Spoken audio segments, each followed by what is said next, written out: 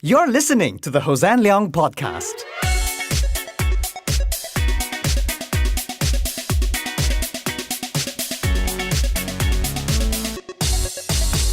Hi, I'm actor, comedian Hossan Leong, and together with me in this brand new podcast adventure is my best friend Benjamin Lee. Say hi, Ben. Hello, everyone.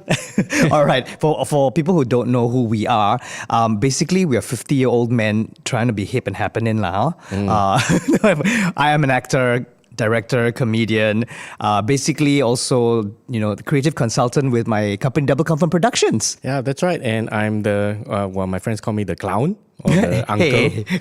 Uncle Clown. Yeah, clowncle. Clowncle. Also known as Mr. Miyagi. That's the nickname I got. That's a story for another day.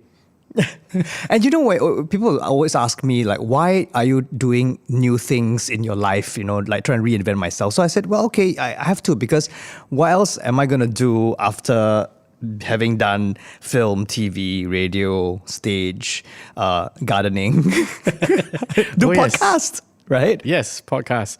Podcast, the way to go.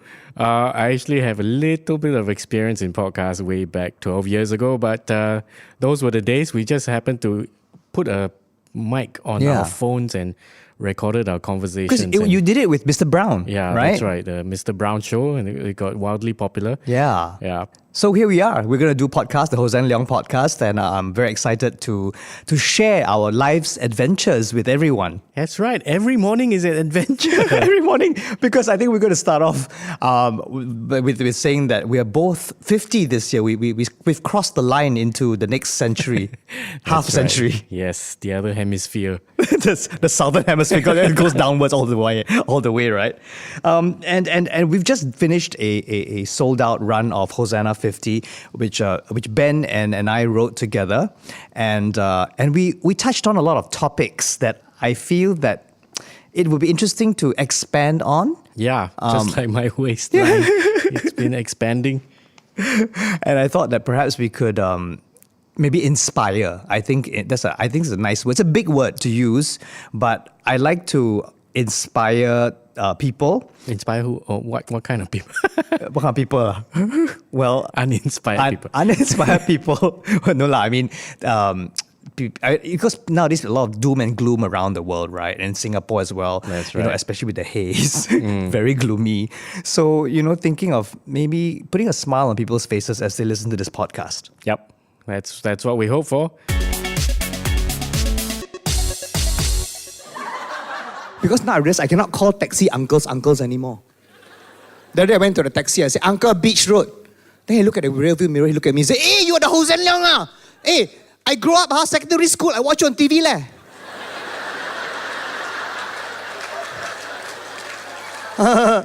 Thank you, uncle. I mean, brother. Okay. You turned 50, I turned 50 first in July, right? You went there first. Yeah. So was it an event for you? It was an event for me. I felt a little bit emotional, but I went and traveled. I joined my family in Japan. Yeah. Yeah. Okay. So my son asked me, Papa, it's your 50th birthday. What do you want to do? I think we should go to Universal Studios. He's so cute, like Kai. Yeah. And then did you? Yeah, we did. Okay. So I was in... as I turned 50, it was on a roller coaster. Wow. Yeah. It's always been a roller coaster ride for both of us. That's right. For me, it was interesting because I knew I was going to do Hosanna 50 in August. I said, okay, we need to celebrate before I start rehearsals and all that. So #HossFest started in April. So that was fun. I mean, I think for me, Hossfest hasn't really ended because I'm still on this roller coaster ride of what's next, because I still want to take advantage of turning 50, right? Yeah, that's right. Because you can always use that I've turned 50 card and say to people, hey, I deserve this because I turned 50 leh. Yeah, I'm the uncle leh. But then how not to be grumpy when you turn 50? So many reasons to be grumpy. Wake up in the morning, you feel grumpy. Forget to iron a little bit part of your shirt, you feel grumpy. What else? But I try not to be though. I mean, it's interesting because sometimes you have it comes naturally to be grumpy when you turn 50, right? Yeah. And then oh my gosh, why the young people like that? I can't believe I said it in my mind once, and I slapped myself. Stop it! You sound like your father. You know. Yeah, deserve a mental slap. Yeah, and then it was a pia one time. But then at the end of the day, I tell myself that, you know, growing older doesn't mean that you need to be grumpy. So I was thinking to myself, when I was 25, my parents used to tell me, you know, like, why you listen to this kind of music? Why you wear this kind of clothes? Why your hair look like Boy George? I'm like, she's not the hair, it's the makeup, mom. Notice the wrong thing. And I now, when I find myself thinking like that now, of the next generation or the younger people, I tell myself, no, I think everyone deserves a chance to be themselves, and it's important because then people learn to grow, people learn to accept themselves and other people as well. So I think that's I think for me, is an important way to, I guess, grow up. Yeah, I think so too. I agree with you totally. I think people need to be able to express themselves. So I think the younger people are just expressing themselves. Sometimes expressing themselves a little bit too much for our liking, but we have to deal with it. We really have to deal with it. So when is it expressing themselves too much? And we just chatted about that just now, and I thought maybe it'll be interesting to bring it up because, okay, millennials like to Insta story every moment of their lives, like, oh my gosh, I have an obstruction blocking me and I can't see Gwen Stefani. And they Insta story it. And then kena left, right, center from everybody, even though she didn't mean to be whatever, racist or whatever, right? But then I don't understand. Why do you need to Insta story that? They have to. It's a reflex. It's a reflex. So the mobile phone has become, or the smartphone has become an extension of their beings. To me, the reflex is a Duran Duran song. Nobody knows that, right? Nobody knows that, just us. Jam, do you know what that fine. is? No, he doesn't know. doesn't Okay, know. okay. Yeah. Now you listen. You use Spotify. He's taking notes and he will look it up later. Hashtag look it up. But yeah, so I don't know. When we were 25 or when we were younger, we did have all these avenues to express ourselves. So what did we do actually?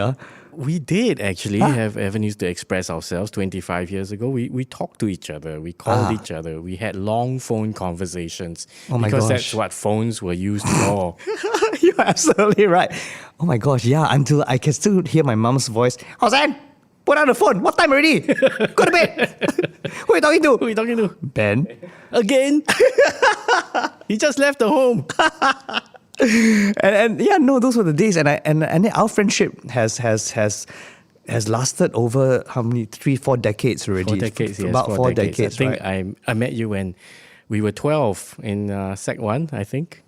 Yes, Sec Yes, 1. we were not in the same class. No, we're not in the same but, class. I was, you know, ACS last time had Sec 1A to Sec 1M. Yeah. I was in L.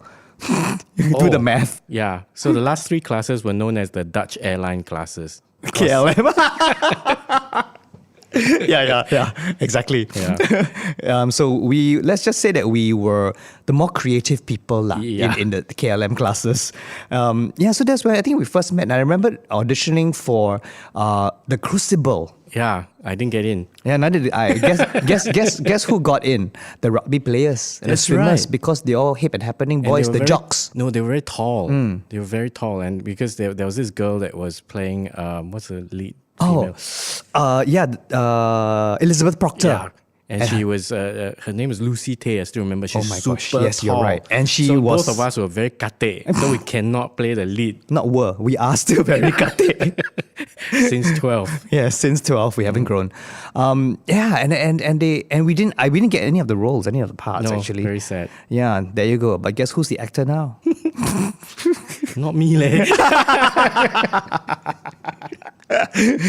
But yeah, those were fun days, I think, and that's where we first met. And then we went to junior college, Yeah. to ACJC, and then we both flunked out. Yep, that's right. We both flunked out, and then you went away. Yep. You went to Sydney. Yep, for 8 years. So I studied law and, didn't become a lawyer.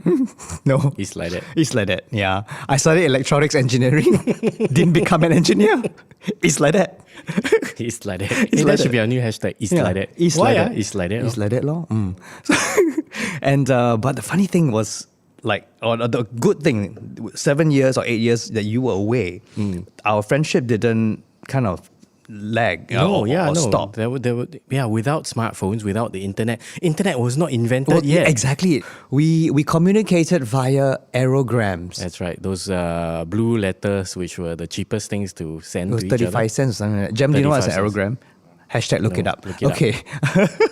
And we wrote, like, I think weekly, but twice a month or something, aerograms to each other, telling each other about our lives.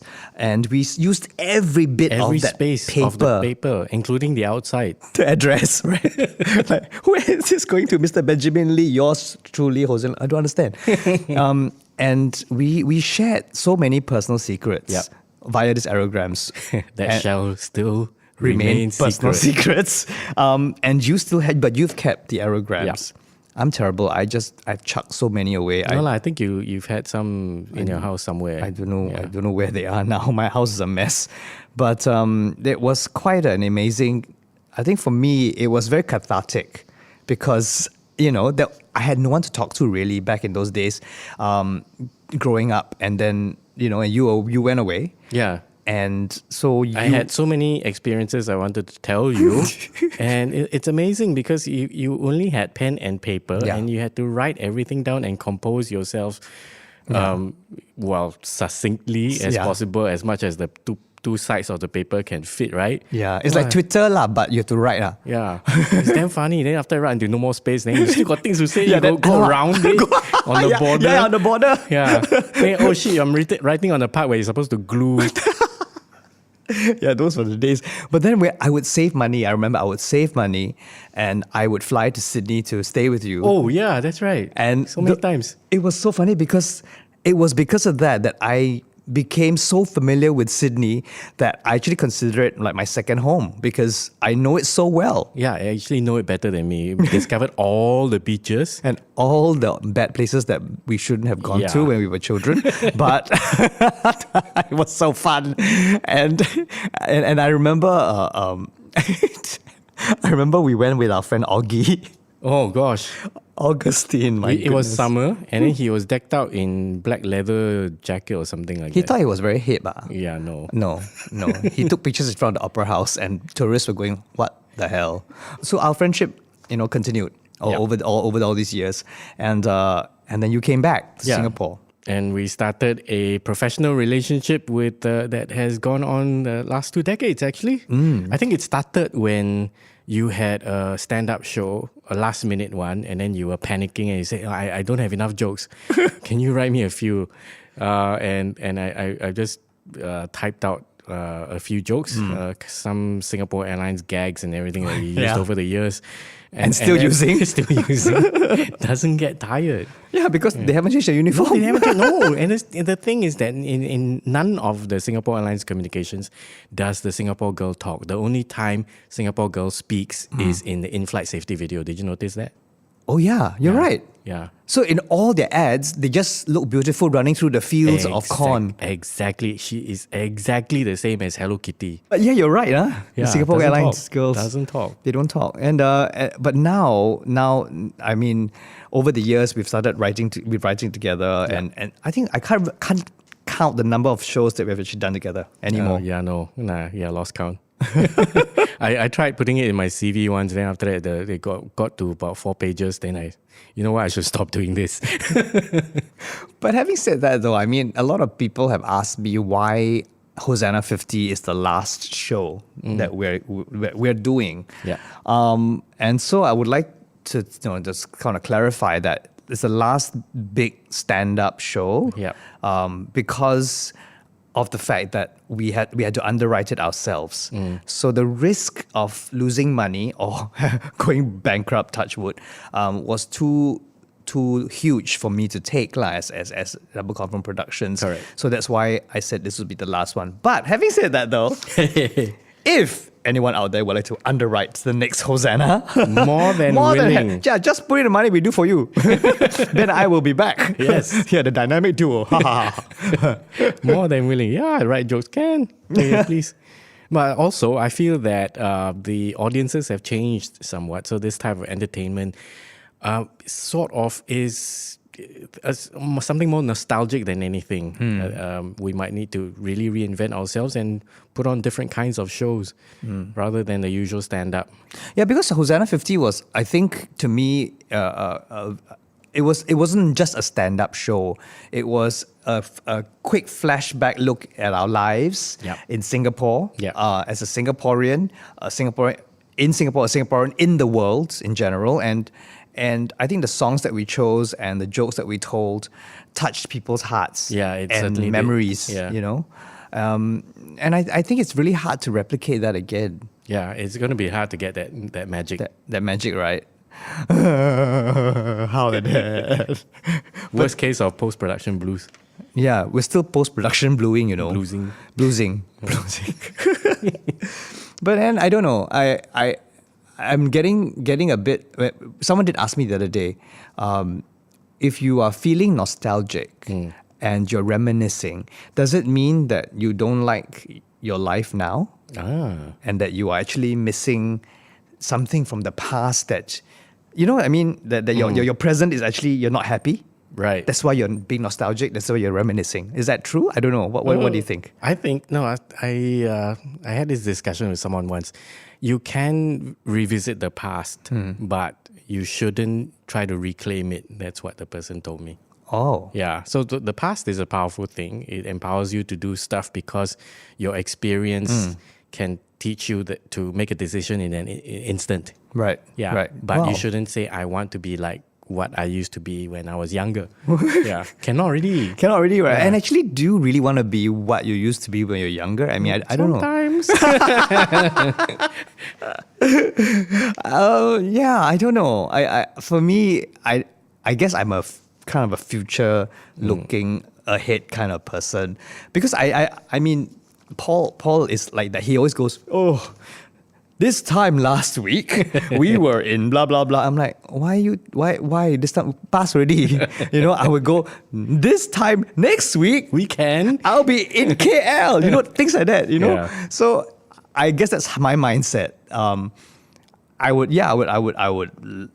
think about the past. I would laugh and smile a bit, and then, but I don't have regrets. I don't think. No, I used to think I had regrets. Then after that, my memory is so bad I cannot remember them. Regrets. I've had a few. I cannot remember. Okay, never mind. Moving on.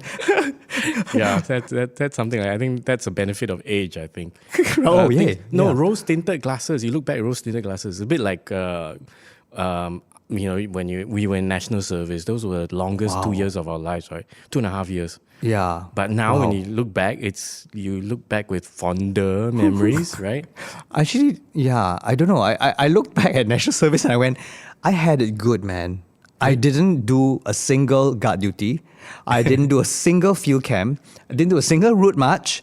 Didn't have to stay back in camp. I was PES F. PES F. Is that PES F? No, PES E. Oh, PES sorry. F is no more. As in, you're not even in the service. Oh no, PES E is there. PES E. I was so senang. I could drive to camp with my mother's florist van. Remember Yeah, the van? yeah. And I was only like a private, and then the corporals would go, Private Leong, you got a van? I said, yes. Let's go for lunch. Let's go. Yeah. So I was like, I was driving people around. I went out. I had so much fun, you know. So to me, army was surreal. No, it was amazing. Okay, just to let everybody know, you were a clothing storeman. Yeah, clothing storeman. in MINDEF headquarters. Which doesn't exist. That vocation doesn't exist anymore. Yeah, because logistics have improved tremendously. They don't rely on a Hossan Leong to do that anymore. Hey, Hossan Leong handled the clothing store like a Gucci shop, okay? Yeah. Because, you know, before me, the guy that was running the store, right, he'll go, hello, what you want? I said, excuse me, no. Will you handle this store like this? When the phone rings, you pick it up and you say, good afternoon, this is Private Hossan Leong speaking. Welcome to the Gombak-based clothing store. How may I help you? Like that. It's called service. And that's why you guys were assigned to dress the aide de camp at the Istana. Yes. We have one story. I just remembered that story about the Istana. We have to say it. We have to tell that story You tell about it. the Istana. Okay, I'll tell everyone the story about what happened at the Istana. So Hossan is, like he said, he was just a private, so he was a private soldier, and his superior was this sergeant who shall remain unnamed. But if you're listening in, so remember that incident. So what happened was that at that time, it was the presidency of President Ong Teng Cheong. Correct? No, Wee Kim Wee. Wee Kim Wee? Wee Kim Wee. Oh, was it Wee Kim Wee? Yeah, oh, President it's Wee. Wee Kim Wee. Yeah. Okay. It was Wee Kim Wee who was president, and you were in the corridors of the Istana. Yes. And the protocol of any army or actually SAF, if a dignitary or a ranking soldier officer comes in, the senior soldier has to call you to stand to attention, like Sadia or something, right? Yeah. Sadia, and then he will have to salute and greet the dignitary. Yes. So what happened? Can you tell us? This is about the Mrs. Wee, right? So Mrs. Wee Kim Wee walks into the room. Sadia. Sadia. And I went, hello, auntie.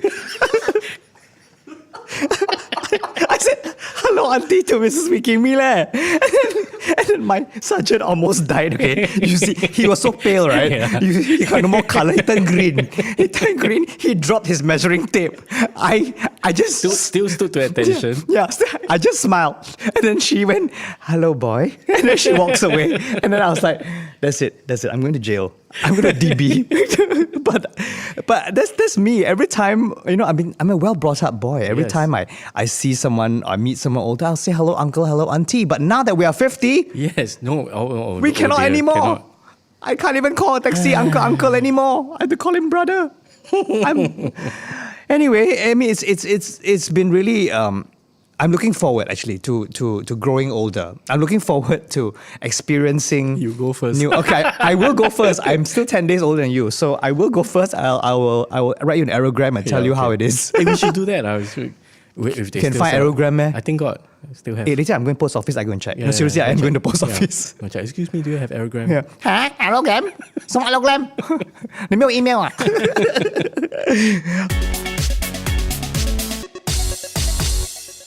All right, so here we have in front of us a little fish bowl that our producer Jem has prepared for us. And in this fish bowl, there are No fish. No fish. In fact, there are pieces of paper wrapped up with a topic, which we're going to pull out and we're going to just improv on this topic. Yeah. I have no clue what it I is. have no idea because he just thought of this morning. And after having mee pok for breakfast, Yeah. I don't think okay, never mind. We'll try. Okay, I pick, huh? Oh, yeah, you I pick. Okay. Sorry, why your fishbowl so small? My hand cannot go. It's for guppies. It's for guppies. Budget fishbowl. Where'd you get it from? Art friend. Art friend. Jam. Can font size 16 next time or not? Okay, kidding. It's- The most inspiring thing the young people of today are doing. How young is young? How young is young? Okay, well, there you go. Well, I think of your son Kai. Okay, so Ben's son Kai just recently did a TEDx talk, TEDx Youth Singapore, Yeah, and that's Kai right. is 10. Yeah. All right, and he spoke in front of an audience of 300 people, all of whom are older than him, of course, by loads, and he spoke for 12 minutes on what his experiences as an athlete. Yeah. And to me, wow, that was inspiring. Yeah, that was inspiring for us as well because I figured so much out of his speech. He wrote it himself. He came out the points himself. We just polished up the sentences for him and made sure that he delivered it properly. That's about it. So all those points were by himself. Which to me, when I was hearing that talk right with Kai, and I thought he used the word empathy. Yeah. At 10, I didn't even know what empathy was or the word existed. To me at 10, of all his points, right? Yeah. Empathy, respect, discipline, blah blah blah. I only knew two: respect and discipline. That's all we were taught in when we were 10. Exactly. Right? And hard work. And hard work. Yeah. So wow. So to me, I think that was one of the most inspiring things that I think the young people are doing today. Yeah, I completely agree now. Yeah, actually, because they're the ones that give us so much of the insights, which is fantastic. I think growing up we were very defensive. Yes. We were always trying to prove ourselves, and so we were guarded, and we didn't actually open ourselves up to people as much as the young people do nowadays, which is something so refreshing. And you don't want them to, like you said earlier, don't want them to shut up. You want them to, hey, keep talking. You know, your opinions are valued. And it's important because I think when our generation, right, and we are always saying we're right, and there's no chance of dialogue. There's no channel open for dialogue. There's no. I see your point, and here's my point. Yeah. There's always, hey, blah, blah, blah, blah, blah, correct or not. If you end a sentence with correct or not, you want that person to agree with you. So That's mean you think you're right lah. exactly, right? Correct or not? All right, Jem. So that was from the fishbowl, what we think that young people are doing that are inspiring. Right. So how does this work? So every show we pick one. We'll pick one Okay. topic and then we will share our thoughts on that topic. So yeah, well done, fishbowl. Yes, thank you, Fishbowl. But there we have it, end of episode 1. I can't believe I'm actually doing a podcast. Yay, podcast. If you've got any comments or suggestions for us, please drop us an email at podcast@doubleconfirm.sg. That's podcast@doubleconfirm.sg. Yeah, we'd love to hear from you. Any suggestions you have or what you want to hear on the show as well, please let us know. Yeah, we've got exciting guests coming in from next week onwards. Eun Lai is going to be on the show. I'm going to talk about traveling and all his stories of travel around the world. Yeah, no, so envious. This guy has so much time to travel. All right, so we'll tune in next week, okay? See ya! Bye. The Hossan Leong podcast is brought to you by Double Confirm Productions. Hosted by Hossan Leong and Benjamin Lee. Produced by Ann Lee and Jem To. Post-mixed by Ken Delbridge and recorded at Splice Studios, Singapore.